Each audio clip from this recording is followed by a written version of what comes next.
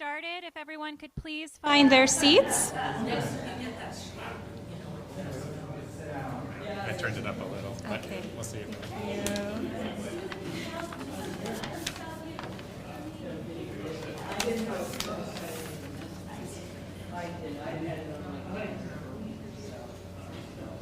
you. Sit behind John and watch the view.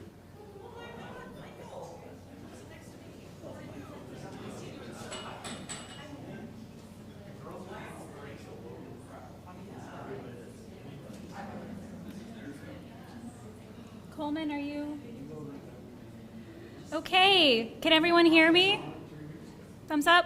Awesome. Thank you so much, everyone, for coming. Welcome, welcome. My name is Kristen Cantu. I work at Greenway Institute. I'm a Montpelier resident, and I even live in the neighborhood with my family and our canine companion just a couple of blocks away from where we are right now. So we invited you all here this evening to share an update on campus plans, and like many of you, I'm invested in what happens on this campus. We care about the health of this neighborhood, this community, Montpelier, and your insights. We'll begin this evening with an update from Rebecca Holcomb, one of our co-founders, and we ask that you guys hold any questions, comments, or insights until the end. We promise we'll make time for all of them. I will actually have a microphone that I'll bring to anyone who wants to speak. We'll want to make sure to speak on the mic because Orca is recording, and that way anyone who views this afterwards can hear what you have to say. And if you guys are shy and don't want to be on camera, don't worry, we'll stick around afterwards so you can come up and talk to any one of us after the presentation is over. So please come by and introduce yourselves. I think some of you were at our potluck last fall. It's nice to see some familiar faces and to see some new ones here today. So please join me in welcoming Rebecca Holcomb up to speak.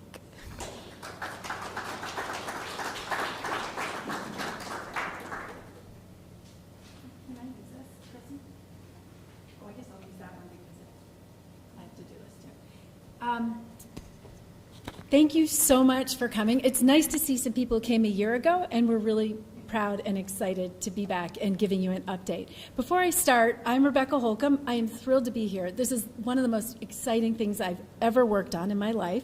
I care deeply about the state, and it is so nice to be working on something positive and forward-looking that I think will be great for this community, but also great for bringing young people to Montpelier and keeping this campus vital at the heart of Montpelier.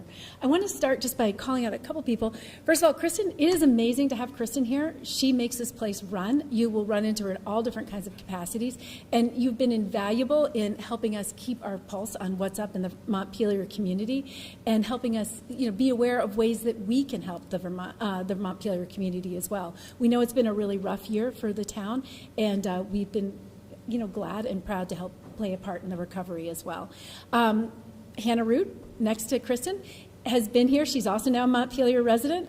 We brought her here to your community. Pretty proud of that.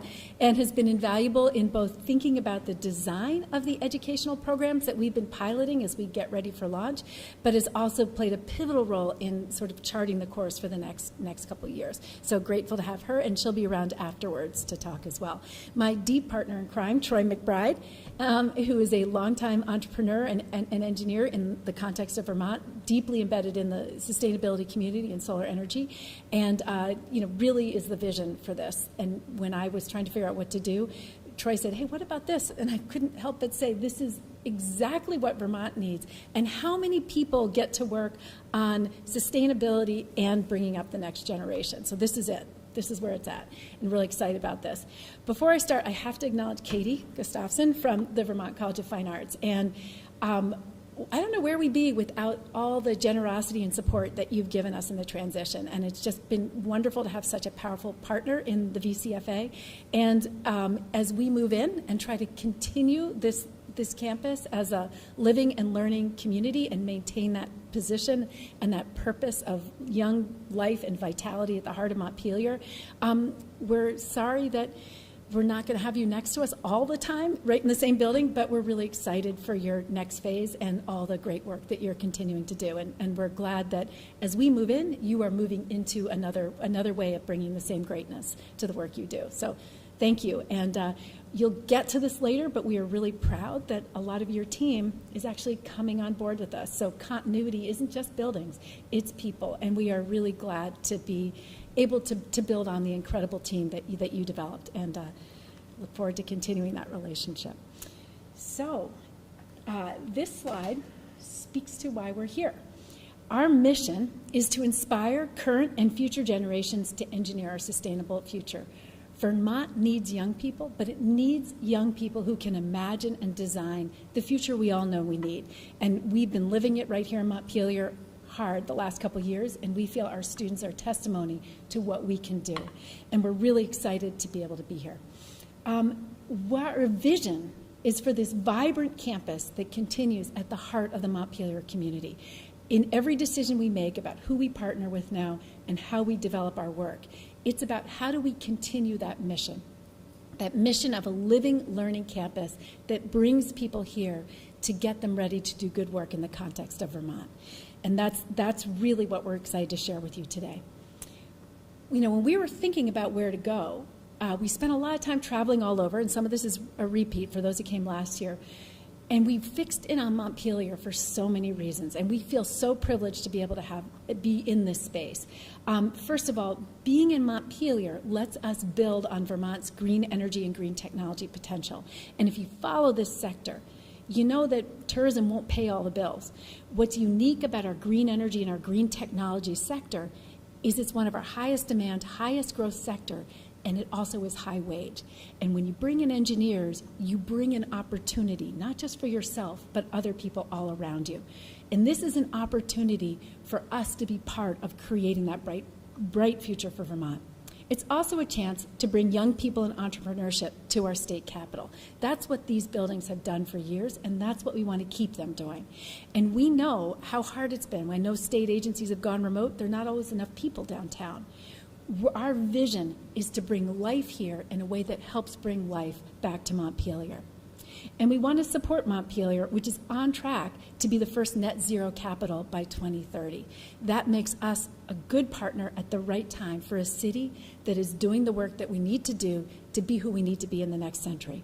And we want to continue to use this campus to advance higher education.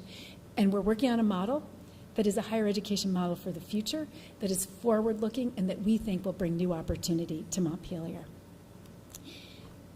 Why Montpelier? It's a natural college town. It's a great community, and you're lucky to be here. It's the capital city. It's a great, strong community. All you had to do was go downtown on July 3rd, and you could see what it's like to be here. It's a desirable location. People want to live here. It's also a hub. It's the political hub. It's a unique opportunity for students to understand how policy decisions are made and how that can help or hinder some of the work that they're trying to do. It's a commercial hub. There's something going on. Young people want to see young people. They want to be able to go to a movie. They want to have an event. And that's what you bring and you offer. It's also a place where there's other educational institutions that we can have some kind of symbiotic relationship. And you can walk to it all. Vermont is scaled in a way that is superhuman, and we really value that. And of course, you're the best northeastern small town. Need we say more? Vermont is also a natural sustainability hub. This is our brand, and it's our opportunity. We are a leader in per capita employment in renewables and sustainable businesses. We're jumping into a moving river. We're not trying to turn the tide. This is a great place to do this work right now. And we're going to help put Montpelier on the map, and we're going to help put Vermont on the map. Vermont employers are hungry for engineers who can contribute to our expanding green energy and green technology industries. When we did a pilot semester last fall, what we heard over and over again from employers is that to really grow and make Vermont thrive, they need to know we're bringing up the next generation of talent to do that work. And there are people doing great work in the state. There's not enough of it, and we're going to be part of that process. This is also a unique opportunity to leverage Vermont's green brand. When people think of Vermont, they think of green, they think of sustainability. But to do it in a way that drives economic development here and develops and attracts new talent. We need young people. One of the things I'm really excited about, small group, but half of our interns are now working in Vermont this summer. If we can continue to turn young people on to Vermont, to help see them see this as a great place to work and live, we can be part of bringing young people back to our communities and driving that bright future for the state. And just to get a sense of what some of our young people did, Hannah back there, I introduced you, she organized and led something called the Friday Career Tracks, and every Friday our students went out and visited different businesses all around the state to learn how the hands-on work that they were doing in the classroom, that deep learning, how it related to the kinds of problems that industry and businesses across the state were trying to solve. And one of the best parts about it was watching our young people come in tentative at the beginning of the semester. And Hannah and I were talking about how by the end of the semester, having spent the whole semester meeting with and talking with engineers in all these businesses, how they sort of swaggered out at the end, feeling like they were engineers themselves. That's the kind of sense of mastery and competence, but deep connection to Vermont that we hope will both help them be skilled, but also help them decide that this is the place that they want to be when they grow up. So what's been going on campus? Some of this you may know before, and some of you know because you came and visited us at our potluck, and we were really proud to be able to share our students with you and have dinner with you, and also have you look at some of the work they did. Last fall, we piloted a hands-on project-based sustainability semester. It was an on-campus beta test of the educational model that we're doing, and we are planning another model for the spring of 2025, which will be a work-embedded sustainability semester, really looking at work-based learning in Vermont business and industries, where we're going to place students there and then supervise some of their learning, an expanded co-op sort of model from the outside. Again, how do we build that sense of competence and power in young people, but also get them deeply connected to Vermont and to Vermont businesses? Another thing you'll see actually this month is another way we're embracing this idea of a living, learning community in the heart of Vermont is we'll be hosting the Governor's Institute of Vermont. They're going to have a Global Issues in Youth Action course here on campus, so you may see a bunch of high school students running around in the next month. Again, how do we take these buildings? We don't want them empty. We want them to be vibrant buildings where young people are coming to learn and are finding ways to engage with your community and Vermont in a way we hope keeps them deeply connected.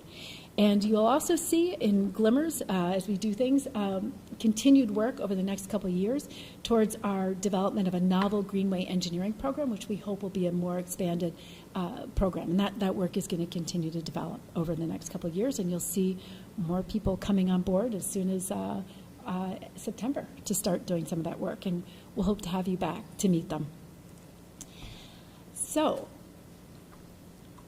what's going on? One of the things we wanted to do was take this opportunity to tell you where we are in the work of the campus. And change is really hard. And I know when anytime there's a transition, people kind of not want to know what's happening in their neighborhood. We are thrilled because what we are really seeing is this ability to take this campus and make sure that we're continuing that mission of living and learning here. When we met, you may recognize this map if you were here the last time we met. What we've done is made some progress. When we came before, some of the buildings in yellow and red were under contract, but the contracts weren't complete. Now, if you look at the yellow, this building and the building next to it over there are currently occupied by Greenway Institute, and the Schulmeyer and buildings, the other at the bottom, those are also owned by Greenway, and they're under contract. Those purchases are complete. The buildings next door here, the red buildings, those belonged in the map, those belong to the new school, and they've purchased those buildings, and that purchase is also complete. That's not the whole campus, so we're going to talk about what is now under contract that we couldn't talk about because it wasn't done the last time we met with you. In the magenta, and we thank you for putting up a bright color so we could see it, it's the Montpelier, I'm going to say this wrong, Performing Arts Hub. It's a hub. That is super exciting for us because as an engineering program, we're deeply tied to design and the arts, and it's just really nice to have an arts hub right next door. That is under contract, and we're looking forward to see how that work develops. Also under contract, and the subject of today, are the Dewey Building up on the other side, directly across the green, and College Hall, the middle building, which is currently where the Vermont College of Fine Arts offices are. Those are under contract with Greenway. So we are in the process of purchasing those from the Vermont College of Fine Arts. This is the buildings. Now, one of the funny things about this campus, and one of the reasons it's taking a little time, is the land doesn't always go with the buildings in a clean-cut way. So the next slide, this is buildings, and this shows you who's going to be in each of these buildings. And this is about the property that sits under the buildings. And under contract, the purchase complete is everything in the bright yellow or in the bright red. And the red, you'll see, is going to involve the hub, the new school, and Greenway. That is condominium property. So we share that. There's some shared mechanicals, and that's a shared resource. So there's some shared condominium property responsibilities there. The yellow is entirely Greenway, and the stuff that is orange is under contract with Greenway, but the purchase is not complete. So that orangey color will eventually become yellow on this map. And that includes the buildings all around the green that aren't in the red, but also the property behind this building here. The big picture, when you look at this, is continuity of use, and that's what's exciting to us. We are going to continue to use this as a living and learning campus. The buildings and the land use will be largely the same as under VCFA. We're going to be able to continue many of the policies that have been placed under the Vermont College of Fine Arts.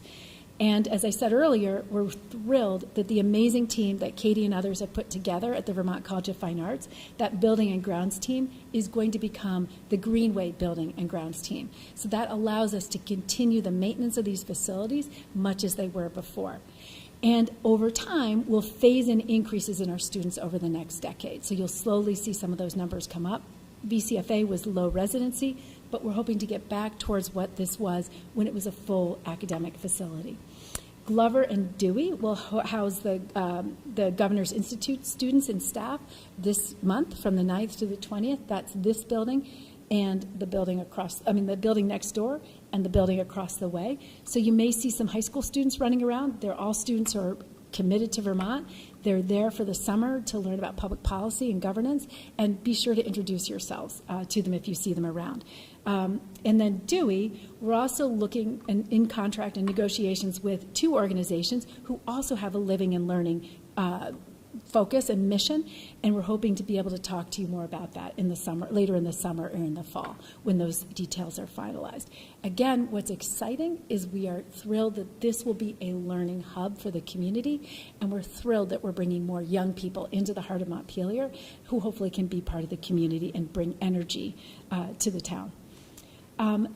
One little issue that might be worth understanding is there is a property subdivision. If you recall, the areas that are outlined here are all being purchased by Greenway. We are actually subdividing it simply to facilitate the purpose. Our mission is to continue the use, and the blue area is recreational. Getting financing for a recreational facility is a little bit different than getting it for the academic institutions. We are going to flat out buy the yellow area, and we are grateful to the Vermont College of Fine Arts for helping us with some of the financing and the transition on the recreational green. The great news is this allows us to buy the whole purpose, to buy it relatively quickly, but also to maintain the current use as we move forward. So we're trying to make this as seamless as possible, and we're really, really grateful to the Vermont College of Fine Arts for being flexible to help us with that. So that's the bullet tour. You have the whole, or not the whole team, but a lot of the team here, and Katie Gustafson. But what we'd love to do is just take time, and if you have questions, we hope you'll let us know. If there are things that you'd like us to know about this transition, please do that, and also just tell us what brought you here today and what your hopes are. So we'd love to turn it back to you all.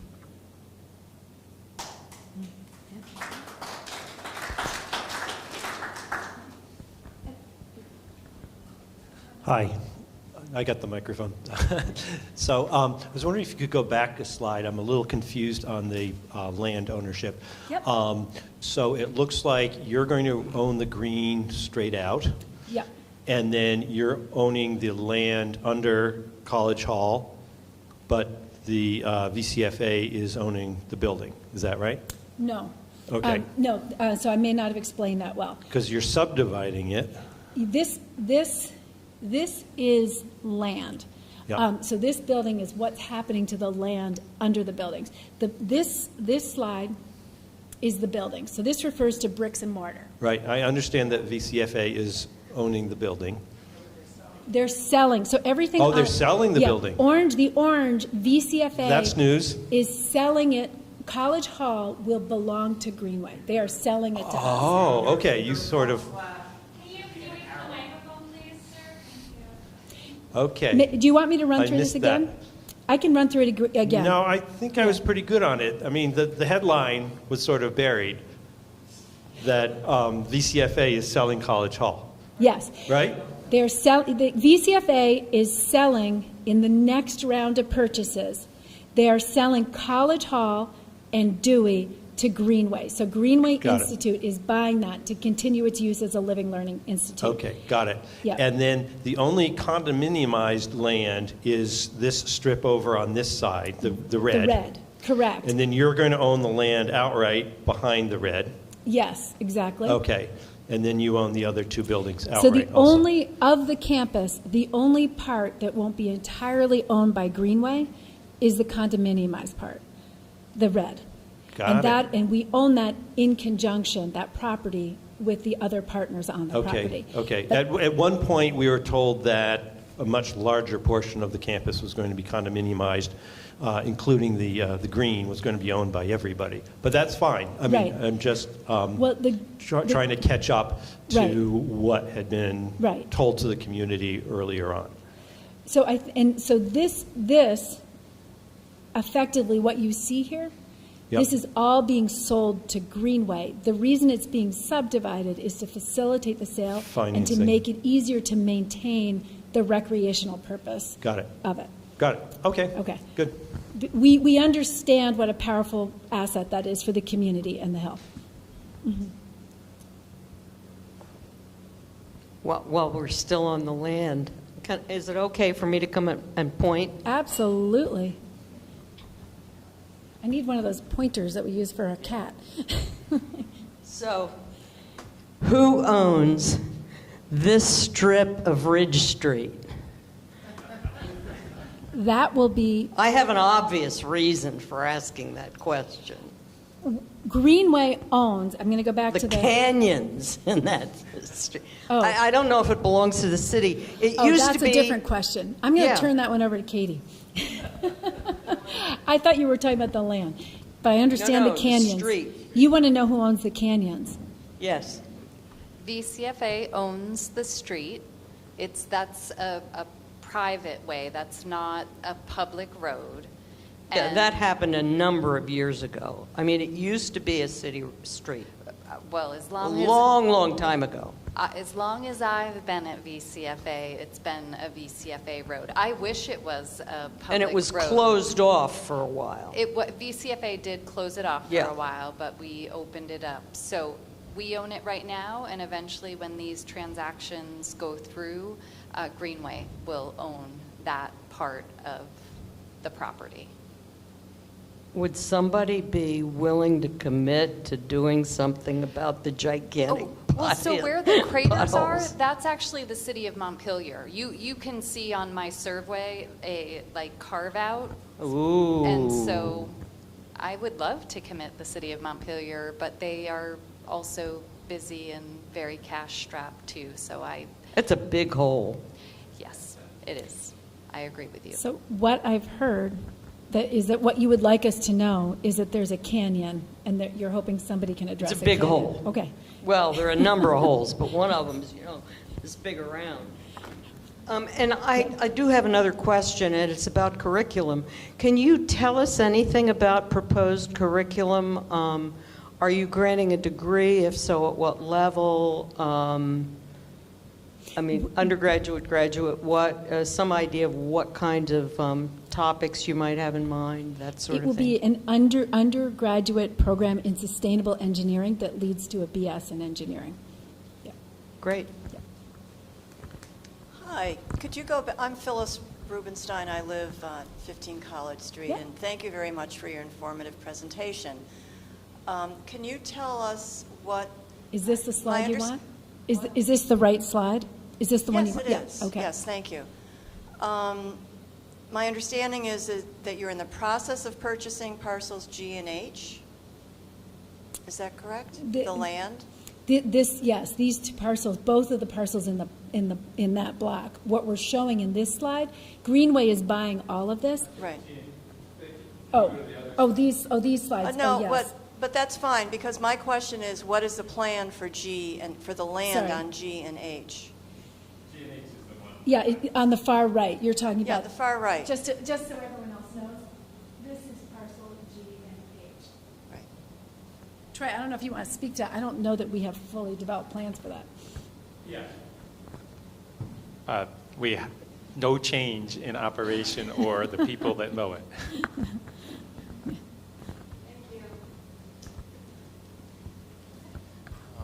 Having started a program in College Hall about 35 or so years ago, I understand the difficulty of standing up something new. And so a couple of questions was partially answered. What's the degree? Is it going to be accredited? What's the endowment to run the thing? Are you guys going to be tuition driven? And what's the plan for accreditation, or is there a plan for accreditation? Well, so I don't want to get ahead of us, because we actually are hoping to, we'll do another presentation that focuses on the academic program. We have been working hard. I mean, when you think a lot about, I don't want to get ahead of ourselves, but it will have to be accredited, because you have to be accredited in the state of Vermont to continue to operate a college degree granting program. There is a time, you have a number of years to do so, and we will go through that application and approval process with the state of Vermont. Currently, we're operating in partnership with an accredited institution in Pennsylvania, and we're operating under their accreditation while we do a series of beta tests to both pilot and develop some of the different practices. And Elizabethtown College in Pennsylvania. It's a small liberal arts college with a very well-respected engineering program. Part of their interest in us is they can't accommodate all their students, and they're looking to us to help them innovate and rethink some of their design elements as well. So we've been partnering with them in the transition, but we're really looking forward and hearing about the need for a broader, bigger program. And I'm sure we'll be back hopefully in September and we have some exciting news that we'll be ready to share at that point as well. Yeah. Hi, Lisa Dworsky here from First Avenue. Thanks for the presentation. I felt like I have missed some big news in your introduction, and I just might not have been reading the local paper on that day. But so is VCFA moving away from the campus entirely? No. No. Okay. The ownership of the building is changing. We will own it and be responsible for the maintenance, but they're becoming a tenant. Is that a fair way to put it? Is that? And Katie, Yeah. are you still going to be with VCFA? No. Okay. The other. So what part of VCFA is here? I'm sorry. So what part of VCFA is here? I'm going to turn All that. the students are in Colorado now, right? I'm going to turn that over to VCFA to answer. You have not been keeping up on John has not been keeping up. So VCFA's administrative offices will remain here in College Hall, and as Rebecca said, we will become tenants of Greenways. And this summer, in fact, people have started headed to Colorado right now. We'll run our summer residency, but after that, we'll be out in CalArts. CalArts is who we are partnering with long-term, and that's where our summer and winter residencies will be from here on out. So my follow-up question was, Will there be further meetings or ways that you will communicate with neighbors? Because I would love to have a further dialogue as you develop more specific plans for Dewey. It sounds like something might be happening this fall where it's occupied, which is great. I mean, I love the idea that the building isn't sitting empty, but I would just invite a continued communication with the neighbors about who's there. Absolutely. And Absolutely. Yeah. Yeah. I don't know who said that, but I absolutely. both of us. Okay. Oh, you're behind Alyssa. Okay. Yeah. Tracy, that's- Absolutely. I mean, I think we're already planning on another meeting in September, early September, and end of August. And I think as we make this transition, I know I'm committed, and I think Troy is as well. I think more communication is always better because Yeah. it helps make sure that that as we develop, we're doing so cognizant of the needs of the community as well. We want to be a good member of the community, and so those will be happening as well. What we are committing to is maintaining the existing purpose and use, and to trying to do so in a way that is as seamless and continuous as possible. Everything that's done, part of the reason it took a long time was to figure out how to put this together in a way that, for example, preserve the recreational uses of the green, because it's we know how important that is, and how do we do that, and how do we finance that in a way that makes this a seamless transition. In the same way as we bring in a partner to bring those buildings alive, how do we do that in a way that it continues to be part of the community and not an imposition on the community? And we'll just keep having those conversations.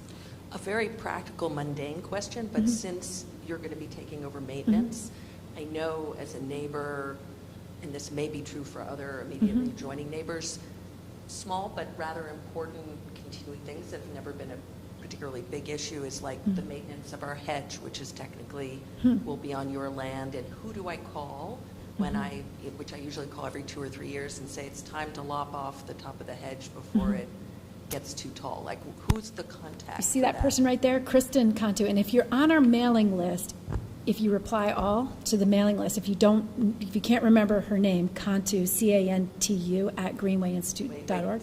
Can you say that a little more? Kristen Cantu, I'll talk to her afterwards. CANTU. But if you are, I'm pretty sure you're on the mailing list for Greenway. Do you get the emails I from did us? not get, oddly enough, Okay. or see the announcement for this meeting, but through other neighbors. Okay. Even though I've tried to get on the If- list a few times. Okay, so we need, maybe check, let's try putting you on again, but if you reply to the Greenway email, Kristen will get it as well. So make sure you reply that, or you can find, if you just look us up on the website, you'll be able to find her email as well. And those are things, reach us out. Yeah, I'm going to tell you, I mean, even with my own house, I don't even know everything that's going on. So reach out. If there's something that you think needs attention, let us know. And, we're still learning the space and the buildings, and they aren't ours yet, but we're working on getting there. Yeah. Great. Hi, my name's Phil Dodd. One question is what's the time frame for purchasing College Hall and Dewey? Do we know, or do you know? Do you want That's later this year. Yeah. Like sometime this year? Yeah. Late this year. That's correct. A couple other questions. One about College Hall. What are your plans short-term or long-term for that building? Do you expect, I guess in the short term, to have tenants like VCFA and Senator Welch? So it'll be kind of We're an office continuing space. those. All the uses are continuing right now. Okay. And is there still room for rent there? Yes. Still room there? Yes. And the last question is about the green. You said that's going to be a separate parcel. You call it the recreation parcel, and it sounds like you intend to keep the same use there. I think I heard at an earlier meeting that the condominium actually has a recreational easement on the green. So between that and what you're telling us, it sounds like we can expect that will remain as it is for the most Continuity. part. Yeah. Great. Thank you Yeah. very much. Yeah.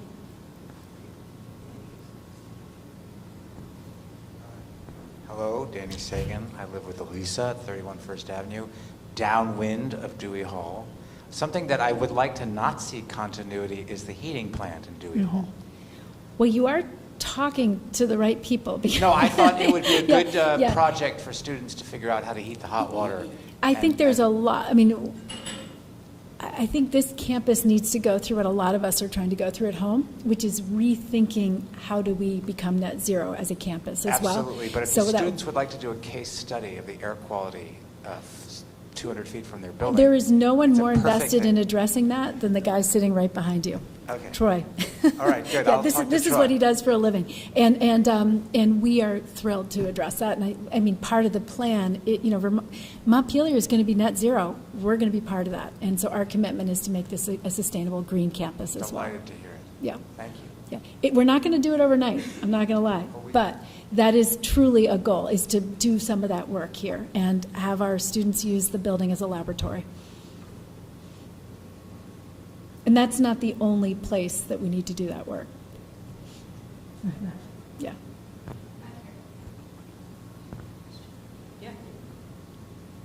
How tempting is it? It's Labarth again. I live right behind Dewey Hall. How tempting is it to plant some solar panels, I don't know, on the green or in GH or That's not the plan. just, it's Yeah. just, pie in the sky kind of question. I'll let somebody who's done quite a bit of thinking about this answer that question. Troy. We are looking at the rooftops as a first opportunity Yeah. to do some solar, especially the ones that are south-facing. Any plans of having a cooperative community buy-in type situation with regard to that? It's a good idea. Yeah, put that in your hat. Okay, thank you. Because some of us, because of the old trees, some of us can't get above 70% efficiency on our roofs. Troy's very good at using built space for this. Yep.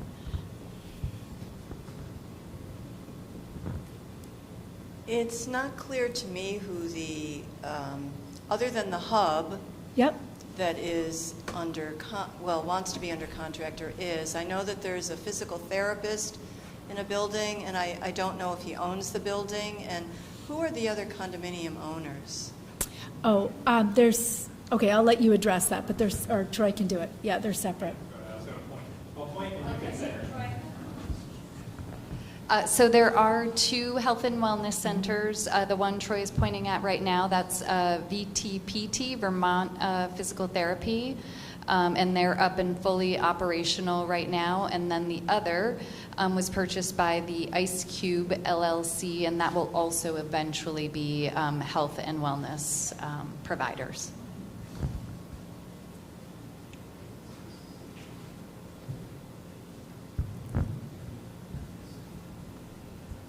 And those are all part of that condominium? Yes. So that, again, this is the buildings that are currently under contract or complete, and this is the total condominium, and it comes all the way down inside that red box.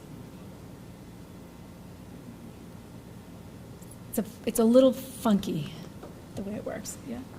Hi, this is Elvira from 29 Ridge Street. It's nice to see activity on the loading docks again at Dewey Hall as you prepare for Governor's Institute, which sounds like a wonderful initiative.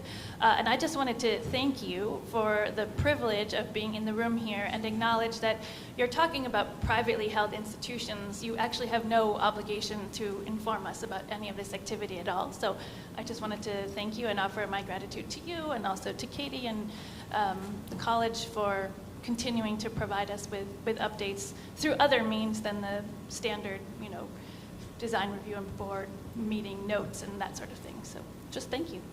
Thank you for that. And, go ahead. Well, and we hope you'll come back. I mean, I think our hope is we were thrilled to have a potluck, and we're looking forward to have other events. And we have some good news coming that we look forward to sharing as well later in the summer.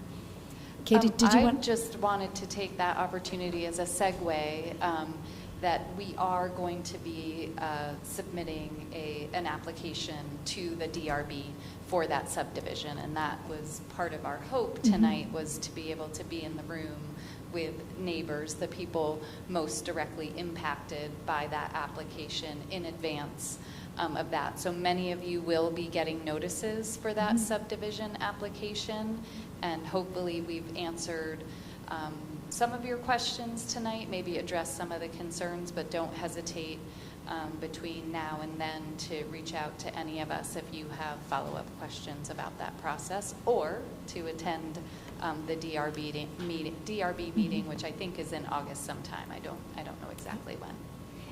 And again, just to be clear, this shows where the subdivision is, but it's this entire orange block in the middle. And part of the subdivision is because of the way the financing is working.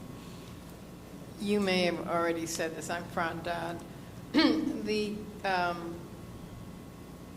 one to the left of College Hall named, is that Dewey? Dewey, yes. You may have listed what your expectation is about that, and maybe you can't say yet, but I thought I heard that there might be housing in there. You might be developing housing in there. What are your plans for that, or vision? It isn't finalized, but we're talking to a couple organizations, and everybody has a living and learning, like a learning academic component. And so we're trying to keep consistent with the continuity of use of this as a hub for learning and living. People come here to learn. So there will be some learning component to anyone who's there. That's what these buildings were designed for, so it's what the physical design lends itself to.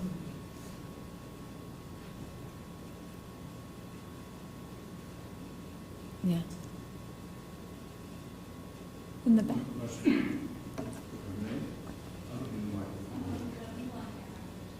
No, I have a good voice. I don't need a microphone. In fact, at the outset, I had great difficulty in hearing what you were saying because the acoustics in this room are terrible. Yep. But without the microphone, I have one question. What is equitable engineering? I've never heard the term before. What is that?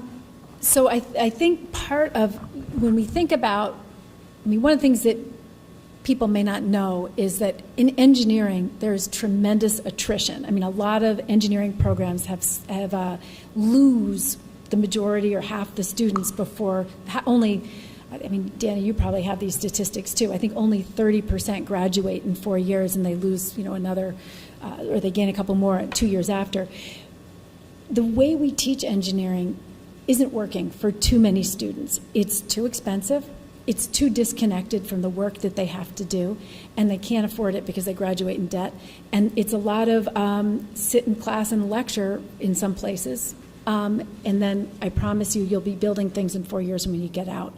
So the way we're trying to design this program is to make it accessible, to do it in a way that we're going to break even as a business model, but students will be able to graduate without debt, and we will be able to engage them in the work of engineering hands-on in a way that is supportive of learning.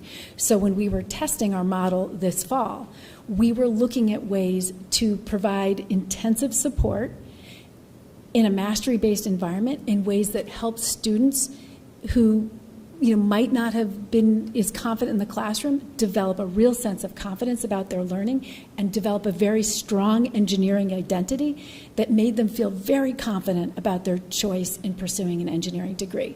So by making it equitable, we're saying we're trying to design an engineering education program that you don't have to gut it out and endure in order to graduate with an engineering degree, because we engage you and support you, provide mentoring all along the way, and help you build a network with engineers so that you can graduate, work ready to go out into the field and become an engineer in our communities.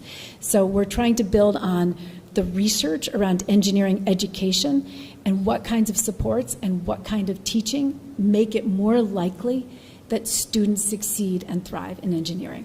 So that's it. And I think a lot of, students have been pretty clear about what works and doesn't work. There's a tremendous amount of research on this right now, and we're trying to bring that into the classroom. Again, if this was a business and we lost, 30 to 50% of our product, people would think that was a failure. If we're not able to graduate, and we know from the data that the people who leave engineering are equally skilled and competent as the students who persist, but if we have to ask, are we teaching them the right way if they're all choosing to opt out on engineering? And we need them to graduate. We need those young people here to build dams that don't break, to redesign a future that's sustainable, that's going to be powered by green energy in a way that brings prosperity to Vermont. So we're trying to make engineering accessible to more students in a way that supports them to graduation. I was wondering, Rebecca, if you could talk about the fall. Will there be any students? I mean, I realize there might be people in Dewey that's in development. You mentioned spring of 2025, a different kind of pilot program. Right. Will the students be living on campus then, and are you continuing the pilot that you had already done last fall, this fall, or will there be no students in that program on campus in the fall? Right now, we're mostly focused on developing the model and doing significant fundraising to support the model. And so we are using those semesters to really prototype and test, and then we are going to be going out and doing significant fundraising to bring it to reality. We'll also begin recruiting. It's a 2-year recruitment cycle to get a first year of Okay, so students. it's another year in fall 2026 when you're hoping to kind of be rolling after the fundraising piloting phase. Okay, thanks for the clarification. But again, in the interim, I mean, I think having Governor's Institute here, having some of these others, we've had other people reach out about opportunities to use this. I think the proximity to the Capitol is very interesting to a lot of people as well. So we're open to living, learning uses in the interim while we grow. Could you tell us a little bit more about the fundraising part and how you're affording all this? We are currently matched. We have some private philanthropic and some money from the National Science Foundation that have supported us so far, and we're continuing to fundraise. And I think we'll have more to say about that later in the fall.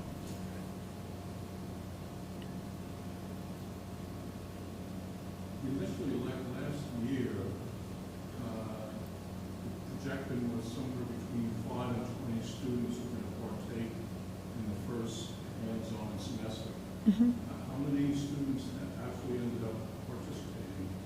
We ended up having 4 full-time students. It was we advertised late, and our takeaway is how long it takes when you don't have any, when you're brand new, to get on people's radars. We are beginning recruitment earlier for the spring, but we actually still want a small cohort because it's a beta cohort, and we're not fully operational yet. What we're going to do is then focus on recruitment for a first cohort of students, and we're realizing, again, that's a 2-year recruitment cycle. Well, it takes a lot of courage and optimism to embark upon this. I'm just thinking of the, 4 students and then hopefully it'll grow, but it's going to take a while. I mean, it's millions of dollars just in terms of real estate transactions. So I know it's a non-profit, but nonetheless, it's at some point, something has to. Yeah, I think absolutely, and that's part of why, I think we're confident. We have existing tenants in a lot of the buildings that are paying for the facilities and the ongoing operations, and I think that's actually part of how we're doing it, and certainly having the Governor's Institute opening it up and making it alive for some of those activities helps us grow slowly and grow intentionally. And part of the challenge that they're also understanding the regulatory process and figuring out how to make sure we do the program development and accreditation process the right way. We would rather do it right than too fast, and so that's a piece of it as well.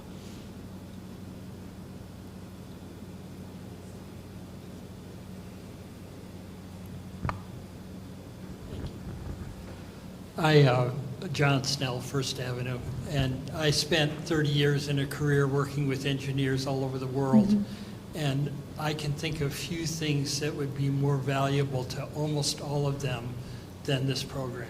And I really acknowledge you for having that vision, and I just wish that I could have had those guys in this program, because they were disconnected from reality way too often.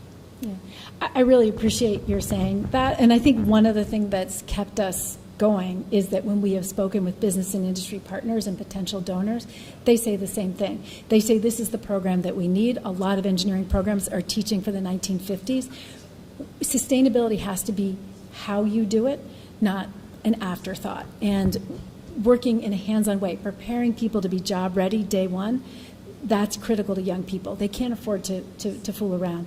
And so we're really buoyed by that. That's making us feel confident that we've got the right direction. We think we finally have the right business model, and we're looking forward to bringing it to life. And we need change. The world has changed around us. You don't need to think farther than Montpelier and downtown to understand why we need to do this work. Yeah.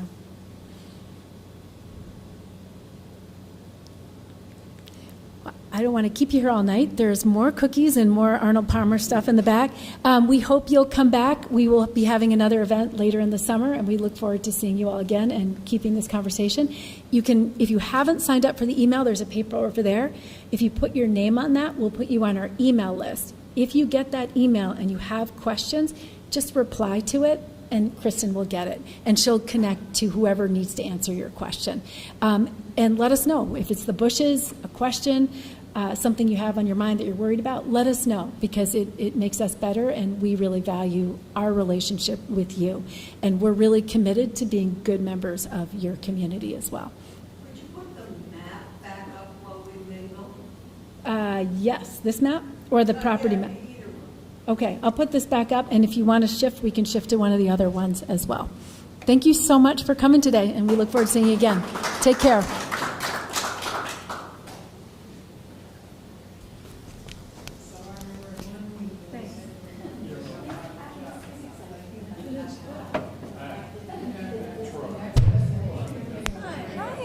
how are you? Nice to see you.